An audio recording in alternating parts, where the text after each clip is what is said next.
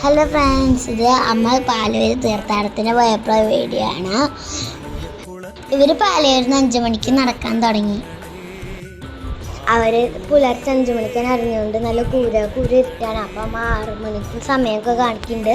അപ്പോൾ ഇച്ചിരി പ്രകാശമൊക്കെ വന്നു തുടങ്ങി. അപ്പോൾ വഴി നീളം ഇങ്ങനെ ടേബിളുകളൊക്കെ ഉണ്ടാവും.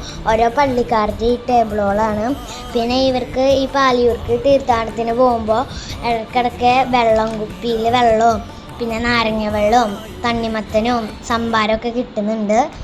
ഇവർക്ക് ഈ സംഭാരമൊക്കെ കിട്ടുമ്പോൾ ഇടയ്ക്കിടയ്ക്ക് ഒരു വലിയ ആശ്വാസം എന്നാണ് അമ്മ പറയുന്നത്. പിന്നെ 8 മണിയായപ്പോഴേക്കും അവർ പറപ്പൂർ എത്തിയിട്ടുണ്ട്. പറപ്പൂർ എത്തിയപ്പോഴാണ് ഇവർക്ക് മഞ്ഞയും വെള്ളയും തൊപ്പികളൊക്കെ കൊടുത്തത്. മഞ്ഞയും വെള്ളയും തൊപ്പികളാണ് ഈ പാലൂർ തീർത്ഥാടനത്തിലെ ഏറ്റവും വലിയ ഇഷ്ടമുള്ള ഒരു കാര്യം. അപ്പോൾ 2 ഫോട്ടോ ഒക്കെ എടുത്തിട്ടാണ് ഇവർ പിന്നെ നടന്നു തുടങ്ങിയത്. നിങ്ങൾക്ക് ഇങ്ങനെ ഒരു അനുഭവം ഉണ്ടെങ്കിൽ പറയണേ. പറപ്പൂര് വരെ നല്ല എനർജിയും സ്ട്രോങ് ഒക്കെ ആയിട്ട് നടന്നവർ പിന്നെ അപ്പുറത്തേക്ക് പിന്നീട് നടക്കാനായിട്ട് വലിയ ക്ഷീണമാണ്. ഓരോ സ്റ്റോപ്പിലും നിർത്തിയിട്ടാണ് ഇവർ പോയത്.